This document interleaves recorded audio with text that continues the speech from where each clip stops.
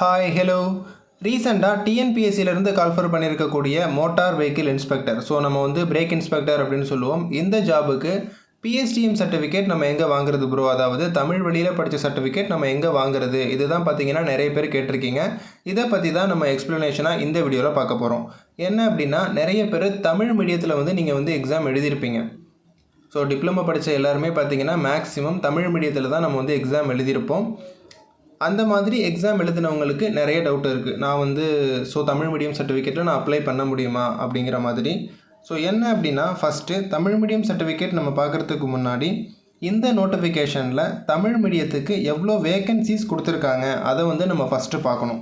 ஓகேங்களா? இதுதான் பார்த்திங்கன்னா அஃபிஷியல் நோட்டிஃபிகேஷன். இந்த நோட்டிஃபிகேஷனில் இந்த சீரியல் நம்பர் 4ல் கொடுத்துருக்காங்க பாருங்கள், மோட்டார் வெஹிக்கிள் இன்ஸ்பெக்டர் கிரேடு 2. ஓகேங்களா? இந்த வேக்கண்ட்டுக்கு தான் நம்ம அப்ளை பண்ண போகிறோம். எலிஜிபிள் கேண்டிடேட்ஸ் மெக்கானிக்கல் இன்ஜினியரிங், அப்படி இல்லைன்னா ஆட்டோமொபைல் இன்ஜினியரிங். அது வந்து டிப்ளமோவாக இருக்கலாம் அல்லது இன்ஜினியரிங்காக இருக்கலாம். ரெண்டு பேருமே நீங்கள் வந்து அப்ளை பண்ணலாம். ஃபஸ்ட்டு நம்ம டிப்ளமோவுக்கு பார்க்கலாம். நம்பர் ஆஃப் வேக்கன்சிஸ் 45 வேக்கன்சி அப்படிங்கிறத கொடுத்துருக்காங்க. மற்ற எல்லா வேக்கன்சிக்குமே எந்தெந்த கேட்டகரிக்கு நாங்கள் வந்து வேக்கன்சி ஒதுக்கியிருக்கோம் அப்படிங்கிறத கொடுத்துருக்காங்க. அதாவது இந்த அசிஸ்டன்ட் டெஸ்டரு, ட்ரைனிங் ஆஃபீஸரு, அதே மாதிரி எல்லாமே பார்த்தீங்கன்னா இந்த இடத்துல உங்களுக்கு எந்தெந்த கேட்டகரிக்கு டிஸ்ட்ரிபியூஷன் ஆஃப் வேக்கன்சிஸ் அப்படிங்கிறத கொடுத்துருப்பாங்க. டோட்டலாக ஒரு 5 வேக்கன்சிஸ் இருக்குன்னா அந்த 5 வேக்கன்சிஸ் எந்த கம்யூனல் கேட்டகரிக்கு இருக்குது, யார் யார் அப்ளை பண்ணலாம், இதை வந்து எல்லாமே இந்த இடத்துல பார்த்தீங்கன்னா உங்களுக்கு கிளியராக கொடுத்துருப்பாங்க. பட் இந்த மோட்டார் வெஹிக்கிள் இன்ஸ்பெக்டர் இதுக்கு மட்டும் பார்த்தீங்கன்னா அவங்க வந்து கொடுக்கல. 45 வேக்கன்சிஸ் மட்டும்தான் சொல்லியிருக்காங்க. பட் எந்தெந்த கேட்டகிரிங்கிறத நாங்கள் வந்து லேட்டராக அனௌன்ஸ்மெண்ட் பண்ணுவோம் அப்படிங்கிற மாதிரி சொல்லியிருக்காங்க. ஓகே, இந்த 45 வேக்கன்சிஸில் 10லேருந்து 20 வேக்கன்சிஸ் பார்த்தீங்கன்னா கண்டிப்பாக இன்க்ரீஸ் பண்ணுவாங்க. ஓகேங்களா? நம்ம அப்ராக்சிமேட்டாக 50 வேக்கன்சிஸ் வச்சுக்கலாம். இந்த 50 வேக்கன்சிஸில் பிஎஸ்டிஎம்முக்கு கிட்டத்தட்ட ஒரு 6லேருந்து 7 வேக்கன்சிஸ் பார்த்தீங்கன்னா பிஎஸ்டிஎம்க்கு கண்டிப்பாக கொடுப்பாங்க. ஏன்னா பார்த்தீங்கன்னா 20% நமக்கு வந்து ரிசர்வேஷன் உள் ஒதுக்கீடு கொடுத்துருக்காங்க. ஸோ அதில் பார்த்தீங்கன்னா 6லேருந்து 7 வேக்கன்சிஸ் வரைக்கும் நமக்கு வந்து இந்த பிஎஸ்டிஎம் வேக்கன்சிஸ் கொடுக்கலாம்.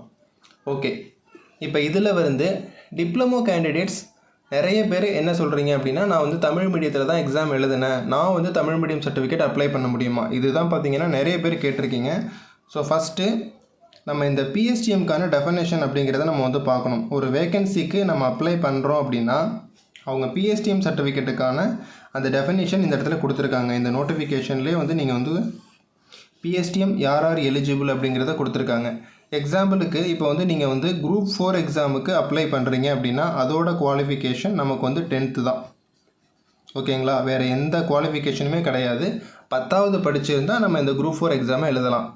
ஸோ அப்போ பார்த்தீங்கன்னா 1லேருந்து 10வது வரைக்கும் நம்ம வந்து தமிழ் மீடியத்தில் படிச்சிருந்தாலே போதும். இதற்கு வந்து நம்ம வந்து இந்த பிஎஸ்டிஎம் சர்டிஃபிகேட் வச்சு நம்ம அப்ளை பண்ணோம். அதே மாதிரி குரூப் 2 பார்த்தீங்கன்னா டிகிரி குவாலிஃபிகேஷன் கொடுத்துருக்காங்க. ஓகேங்களா? டிகிரி படித்த எல்லாருமே குரூப் 2க்கு அப்ளை பண்ணலாம்.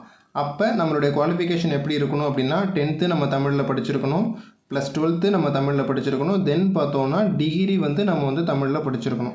அப்போ தான் பார்த்தீங்கன்னா நம்ம குரூப் 2க்கு பார்த்தீங்கன்னா இந்த பிஎஸ்டிஎம்க்கு எலிஜிபிள் ஆகும். சேம் அதே ப்ரொசீஜரை தான் நாங்கள் வந்து இங்கேயும் ஃபாலோ பண்ணுவோம். அதாவது இந்த டெக்னிக்கல் சர்வீசஸ் எக்ஸாமுக்கும் ஃபாலோ பண்ணுவோம் அப்படிங்கிறத சொல்லியிருக்காங்க.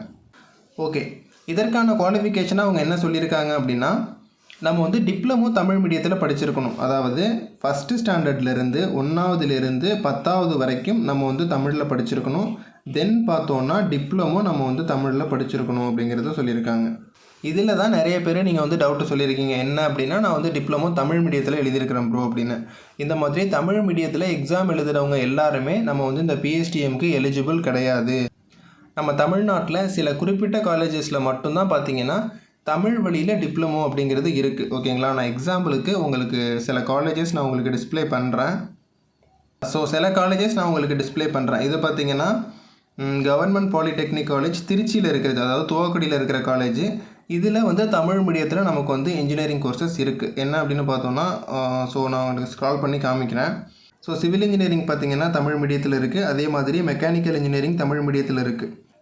இது வந்து தரமணியில் இருக்கிறது சிவில் இன்ஜினியரிங் தமிழ் மீடியம். இந்த இடத்துல தமிழ் மீடியம் அப்படிங்கிறத மென்ஷன் பண்ணியிருக்காங்க பாருங்கள். நீங்கள் பார்த்தீங்கனாலே தெரியும் தமிழ் மீடியம் அப்படிங்கிறத மென்ஷன் பண்ணியிருக்காங்க. ஸோ இந்த மாதிரி நான் டிஸ்பிளே பண்ணி காமிக்கிறேன் பார்த்தீங்களா? இந்த காலேஜில் படித்தவங்க மட்டும்தான் அந்த பிஎஸ்டிஎம் சர்டிஃபிகேட் அப்படிங்கிறதுக்கு நீங்கள் வந்து எலிஜிபிள். ஓகேங்களா? இப்போ நீங்கள் துவாக்குடி பாலிடெக்னிக் காலேஜில் வந்து மெக்கானிக்கல் இன்ஜினியரிங்கோ அல்லது ஆட்டோமொபைல் இன்ஜினியரிங்கோ படிச்சிருக்கீங்க அப்படின்னா நீங்கள் போயிட்டு பிஎஸ்டிஎம் சர்டிஃபிகேட் கண்டிப்பாக வாங்கலாம். அதுவுமே பார்த்தீங்கன்னா இவங்க ரெண்டுமே வச்சுருக்காங்க. அதாவது இங்கிலீஷ் மீடியம் மேலே பார்த்தீங்கன்னா உங்களுக்கு தெரியும். ஸோ அதை நீங்கள் கிளியராக பார்த்துக்கணும். மேலே மெக்கானிக்கல் இன்ஜினியரிங் அப்படிங்கிறது இருக்குது. அது வந்து இங்கிலீஷ் மீடியம், ஓகேங்களா. அடுத்தது மெக்கானிக்கல் இன்ஜினியரிங் தமிழ் மீடியத்தில் வந்து இவங்க கொடுத்துருக்காங்க. இந்த காலேஜில் தமிழ் மீடியத்தில் படித்தவங்க மட்டும்தான் அந்த பிஎஸ்டிஎம் சர்டிஃபிகேட் வந்து நீங்கள் வாங்க முடியும். இது வந்து நான் எக்ஸாம்பிளுக்கு இந்த 2 காலேஜஸ் நான் உங்களுக்கு காமிச்சிருக்கேன். இது மாதிரி பார்த்திங்கன்னா ரொம்ப கம்மியான காலேஜஸ் தான் வந்து டிப்ளமோ வந்து தமிழில் வந்து சொல்லித்தர காலேஜஸ் இருக்குது. தமிழ்நாட்டிலே பார்த்திங்கன்னா கிட்டத்தட்ட 4 காலேஜஸோ 5 காலேஜோ தான் இருக்குது, ஓகேங்களா. அந்த மாதிரி தமிழ் மீடியத்தில் படித்தவங்க மட்டும்தான் நீங்கள் வாங்க முடியும். மற்றபடி எந்த காலேஜஸில் வேறு கவர்மெண்ட் பாலிடெக்னிக் காலேஜஸாக இருக்கட்டும் அல்லது செல்ஃப் ஃபைனான்ஸ் காலேஜஸாக இருக்கட்டும் எதில் படிச்சிருந்தாலுமே இந்த பிஎஸ்டிஎம் சர்டிஃபிகேட் அப்படிங்கிறது தரமாட்டாங்க. இந்த காலேஜஸில் நீங்கள் தமிழ் மீடியத்தில் படிச்சிருந்தீங்கன்னா நம்மளுடைய மார்க் ஷீட்லேயே பார்த்தீங்கன்னா மீடியம் ஆஃப் இன்ஸ்ட்ரக்ஷன் தமிழ் அப்படிங்கிறத கண்டிப்பாக மென்ஷன் பண்ணியிருப்பாங்க. அந்த மாதிரி இருக்கிறவங்க மட்டும்தான் நீங்கள் வந்து அப்ளை பண்ணணும். சேம் இன்ஜினியரிங்க்குமே அதுதான். இன்ஜினியரிங்க்குமே பார்த்தீங்கன்னா தமிழ்நாடு லெவலில் கிட்டத்தட்ட ஒரு 6 காலேஜஸில் தான் தமிழ் மீடியத்தில் வந்து இன்ஜினியரிங் கோர்சஸ் இருக்குது. ஸோ திருக்குவளையில் இருக்குதுன்னு நினைக்கிறேன். அதே மாதிரி திருச்சியில் ஒரு காலேஜஸ் அண்ணா யூனிவர்சிட்டி, ஸோ அங்கே இருக்குது. சென்னையில் ஒரு காலேஜ் தமிழ் மீடியத்தில் இருக்குது. இதெல்லாம் வந்து செப்பரேட்டாக எனக்கு தெரிஞ்ச காலேஜஸ் நான் உங்களுக்கு சொல்கிறேன். ஸோ அந்த காலேஜஸில் படித்தவங்கள்ட்ட போயிட்டு நீங்கள் வந்து கண்டிப்பாக பிஎஸ்டிஎம் சர்டிஃபிகேட் வாங்கிக்கலாம். அதுவுமே கண்டிஷன் என்ன அப்படின்னா 1ஆவதுலேருந்து 10ஆவது வரைக்கும் நீங்கள் வந்து தமிழ் மீடியத்தில் படிச்சிருக்கணும்.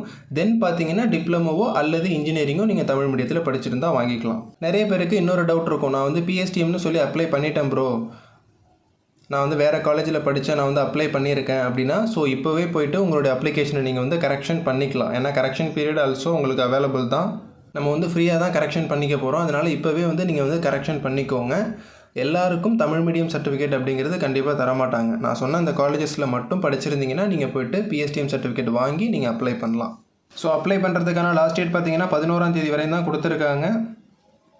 இனிமேல் நீங்கள் அப்ளை பண்ணல அப்படின்னா கண்டிப்பாக அப்ளை பண்ணிவிடுங்க.